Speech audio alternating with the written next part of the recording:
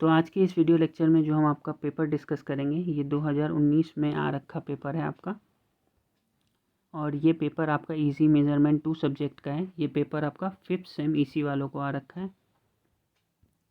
5th same EC का paper है ये। इसके जितने भी ऑब्जेक्टिव क्वेश्चन होते हैं वो हम डिस्कस करेंगे। इससे पहले अगर आपको हमारा वीडियो पसंद आ रहे हो तो हमारे चैनल को ज़्यादा से ज़्यादा सब्सक्राइब करें, हमारी वीडियो को लाइक करें और शेयर करें अपने फ्रेंड्स के बीच। और अगर आपको कोई भी नोट्स या ये प्रीवियस ईयर पेपर चाहिए हो तो आप हमें टेलीग्राम पे भी फॉलो कर सकते हैं। हमारा टेलीग्राम चैनल का नाम है पॉलीटेक्निक ज़िंदगी, या आप कमेंट में भी जाके हमको कमेंट में भी मैं लिंक पोस्ट कर दूंगा, तो कमेंट सेक्शन के भी पहले कमेंट में आप वहाँ पे भी लिंक दिया होगा, आप उससे भी फॉलो कर सकते हैं हमें। अगर किसी चीज़ के भी रिगार्डिंग कोई भी डाउट हो तो आप हमें कमेंट करके पूछ सकते हैं। तो आप पेपर डिस्कस करना आपका स्टार्ट करते हैं।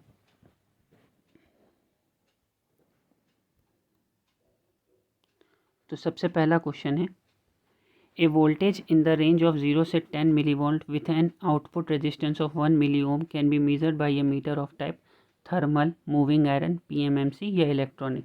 तो इसका जो करेक्ट आंसर होगा वो होगा आपका option C, PMMC, permanent magnetic movement coil. तो करेक्ट आंसर होना चाहिए आपका ऑप्शन सी।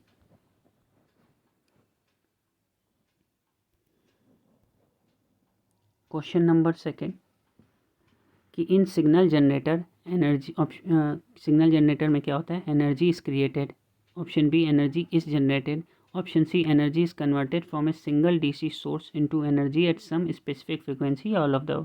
तो सिग्नल जनरेटर्स में क्या होता है आपका, जो करेक्ट आंसर होगा इसका वो होना चाहिए आपका ऑप्शन सी, कि energy is converted from a single DC source into energy at some specific frequency. तो करेक्ट आंसर होना चाहिए आपका ऑप्शन सी।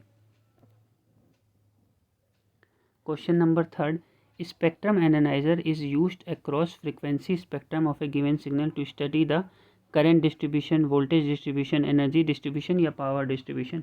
तो इसका जो करेक्ट आंसर होगा वो होगा आपका ऑप्शन डी, पावर डिस्ट्रीब्यूशन इसका करेक्ट आंसर होगा।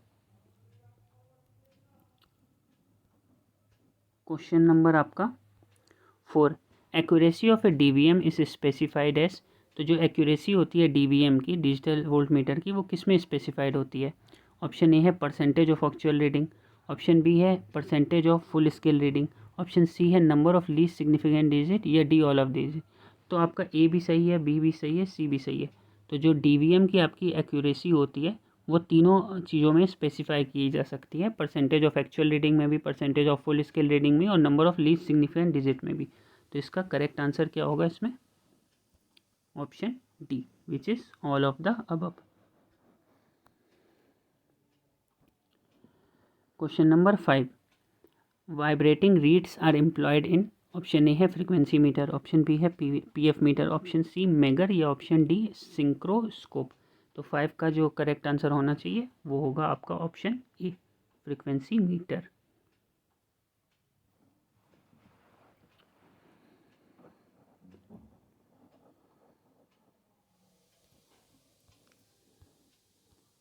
Question number 6, the frequency can be measured bye. Option A है आपका एंडरसन ब्रिज, ऑप्शन बी है वेन ब्रिज, ऑप्शन सी है शेरिंग ब्रिज, या ऑप्शन डी है हैवी साइड ब्रिज। तो क्वेश्चन नंबर 6 का जो करेक्ट आंसर होना चाहिए इसमें वो होगा कि जो फ्रीक्वेंसी होती है आपकी वो किस से मेजर्ड होनी चाहिए। तो 6 का correct answer should be option B, Wien bridge.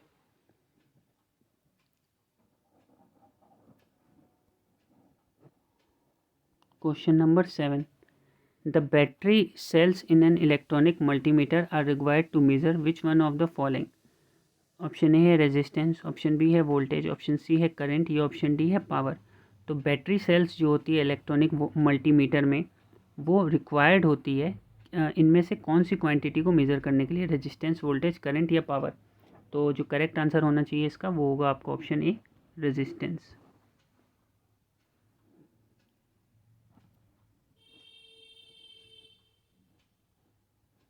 Question number 8, illumination is measured using which one of the following, तो इल्यूमिनेशन इनमें से कौन सा यूज़ किया जा सकता है मेज़र करने के लिए, इल्यूमिनेशन को मेज़र करने के लिए। ऑप्शन ए है milli volt meter, option B है स्ट्रोबोस्कोप, ऑप्शन सी है लक्स मीटर, या ऑप्शन डी है पीएच मीटर। तो इसका करेक्ट आंसर होगा, सिंपल सी बात है, इल्यूमिनेशन की यूनिट ही होती है लक्स, तो इसको मेज़र किया जाएगा आपका लक्स मीटर से। तो correct answer is option C. मैं सही से लिख दूँ इसको, ऑप्शन सी।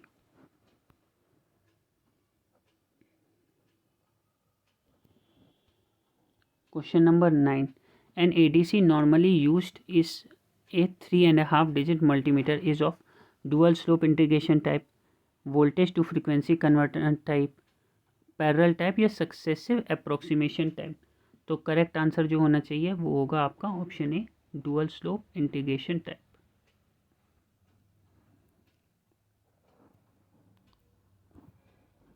क्वेश्चन नंबर आपका 10।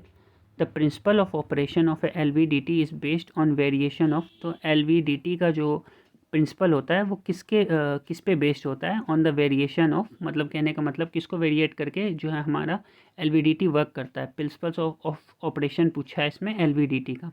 तो ऑप्शन ए है सेल्फ इंडक्टेंस, ऑप्शन बी है म्यूचुअल इंडक्टेंस, ऑप्शन सी है रिलक्टेंस, या ऑप्शन डी है परमियंस। तो करेक्ट आंसर इसका होना चाहिए वो होगा आपका option B, mutual inductance. Question number 11। The number of parallel comparators needed in a 4-bit flash A to D converter is, तो कंपरेटर पूछा है कितना चाहिए flash A to D converter में, और कितनी बिट दे रखी है, 4 बिट दे रखी है, और नंबर ऑफ कंपरेटर पूछा है इसमें। तो काफ़ी सिंपल होता है, तो जो number of comparator 4 bit flash A to D में होता है वो होता है 2n-1। तो आप देख लो 2n आपकी बिट हो गई, तो 2 कितना होता है 16 -1, करेक्ट ऑप्शन इज 15। देख लो 15, correct answer is option C.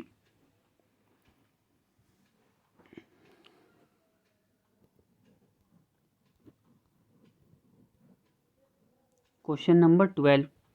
In a wire wound strain gauge, the change in the resistance under strained condition is mainly on account of option A change in diameter of wire, option B change in length of wire, option C change in both length and diameter of wire, option D change in resistivity।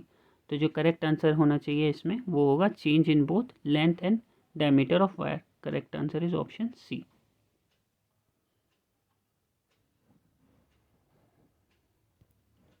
Question number 13। Pirani gauge is employed for measuring, option A है very low pressure, option B है very high pressure, option C है atmospheric pressure, या option D any of the above. तो correct answer जो होना चाहिए वो होगा आपका option B, very high pressure. Option B is the correct answer.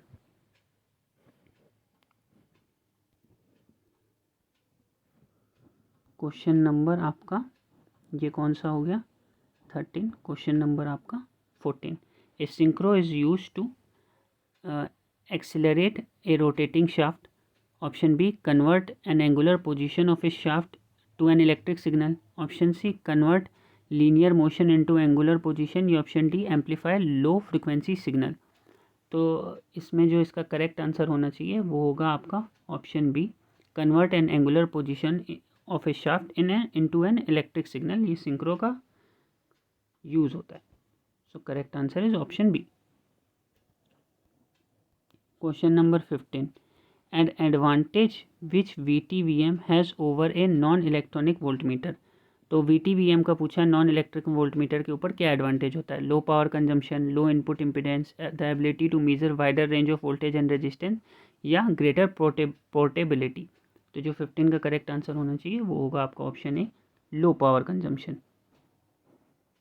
मैं ढंग से लिख दूँ इसको, option A is correct.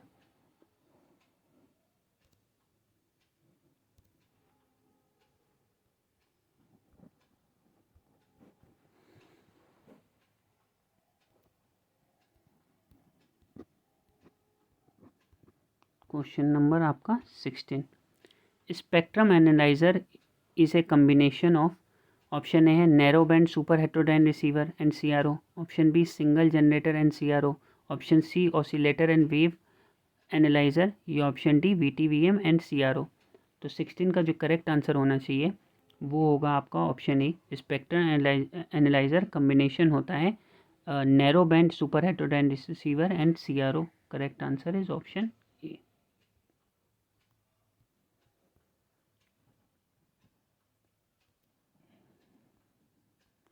Question number 17. The circuit used in a digital instrument to convert sine waves into rectangular pulses। तो कौन circuit का नाम पूछा है कि जो साइन वेव को रेक्टेंगुलर पल्स में कन्वर्ट करता है। ऑप्शन ए है सॉटूथ जनरेटर, ऑप्शन बी है डिफरेंशियल एम्पलीफायर, ऑप्शन सी है श्मिट ट्रिगर, या ऑप्शन डी है सैंपल एंड होल्ड सर्किट। तो करेक्ट आंसर होना चाहिए इसका option C, Schmitt trigger.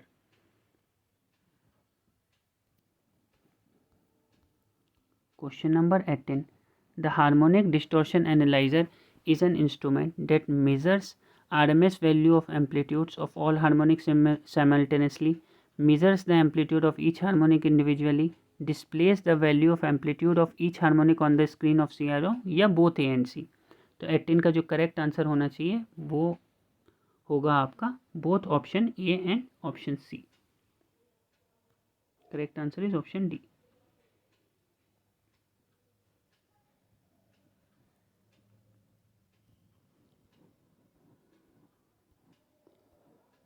Question number 19.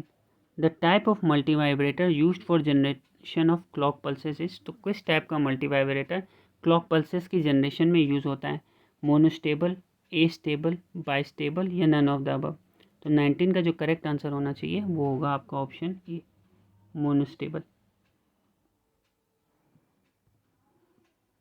Option A, monostable. Question number 20. The voltage resolution of an n-stage ladder type network is given by V reference divided by 2 के power n plus 1, V ref divided by 2 के power n, V ref divided by 2 के power n minus 1, या V ref divided by n minus 1। तो इसका जो correct answer होना चाहिए 20 का वो होगा आपका option B, V ref divided by 2 के पावर n। और V ref क्या होता है, यहाँ रेफरेंस वोल्टेज होती है आपकी, ठीक है। एन वो डिपेंड करता है कौन सी स्टेज है, तो एन स्टेज कितने स्टेज होगा एन वो आपकी हो गई। तो ये आपके 20 ऑब्जेक्टिव क्वेश्चंस हमने डिस्कस कर दिए, 20 ऑब्जेक्टिव क्वेश्चंस हमने डिस्कस कर दिए। अगर आपको ये वीडियो पसंद आया हो तो ज़्यादा से ज़्यादा हमारे चैनल को सब्सक्राइब करें, वीडियो को लाइक करें और शेयर करें। Thanks for watching our video.